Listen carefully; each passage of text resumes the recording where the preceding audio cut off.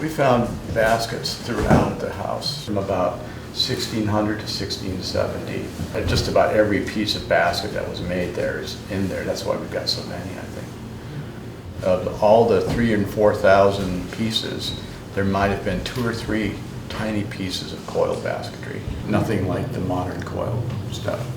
Everything else was woven like this.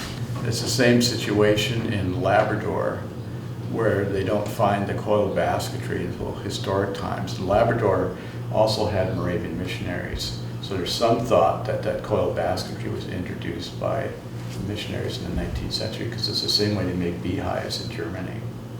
Some tiny baskets are only this big, little bitty ones, and they're really tightly woven. And others are the size of this paper here, complete baskets, all flat. And then we've got mats, woven mats that are maybe, you know, a square yard all together still. They used the grass for so many things, and we found a lot of cordage as well. And it looks like they were weaving dog harnesses out of it, because the dogs wouldn't chew through the grass like they do leather. And we even found a little dog wrapped in a big mat. At first it was just a big lump, and then we saw a tail sticking out of it. And then realized that the lump was shaped like this little puppy. And we looked under there, and sure enough, there was a little puppy with a little woven collar and a little leash that went around its neck. We've got whole socks, woven socks, and then linings for boots, where someone would take just a wad of grass and put it at the bottom of their boots. They're pretty warm if you put those in your boots in the wintertime. They even stuff your coat when it suddenly rains on me. I'll quickly gather some dry grass and stuff my vest or my wind jacket, even my knees. You know, your elbows. You want to keep them dry. I do that, and I'm warm and dry. Good survival trick. Yeah. So grass is used for almost everything, and it's a really common find in a household, especially in layers that have just been thawed out. What's scary is that, you know, this was all preserved because of permafrost, because it's all been frozen all this time. What's scary about that is that when it thaws out, the grass doesn't last very long. It's one of the first things to disappear. And we found almost all the grass in layers that have just been thawed for a year or two. After 5 or 10 years, it's gone. And you can see there's just one number. That means these were all found together. Doesn't mean they were attached to each other, but they were in one pile. The grass has just been dried. We haven't treated it with anything. We just cleaned it very carefully and then dried it. And Julie McLean, our conservator, designed these packages for it, because we were worried how to keep it in good shape. Because if it slides around, it'll break apart. So she designed these boxes for them where they could be stored as well as shipped. So we had to ship them all the way from Scotland. So we stacked them up like this in boxes. So we didn't send our best pieces. This is kind of an experiment, but they look great. And we didn't lose anything. And so we're going to ship the rest of them back.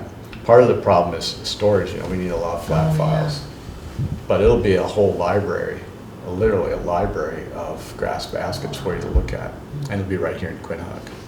So it's pretty exciting having a collection this big of grass baskets, and then these older weaves can be reintroduced right here and can become part of the repertoire again. Basketry is weaving, you know, done by needle. Is that right? Yeah, this is done without a needle. Oh. It's done by just the twisting. All these here are twisted. Is it the same thing as twining? Twining. Twined. Yeah. You know, it's just like that twine we get, it's twisted. Yeah, same thing. We're going to have to get all our terms right here so we identify stuff the right way. This is twining and twist. You know, all of these are done by twisting. This is the close. This is the close one. Some are made with the space in the middle. Yep. You twist here and then twist another one without the grass in the between. Yeah, I've seen those too. Those are open ones. That's one of the best things about having a collection here in Quinhagak, because we can get our terms right and identify the stuff right from the beginning. Some of the grass they used, it was not just the sea coarse grass, it was from tundra on the ponds, the sweet grass that grows there. And there's another one called reed grass. There's a name. Not taperrnaq. Taperrnaq is sea coarse grass. And sweet jalridim with pink bottom. Eat that. Yeah. And there's the reed grass. They use that to weave handbags, large ones. I've seen a very large one made for blackfish. Oh, yeah. You know, I've handbag seen for that. blackfish.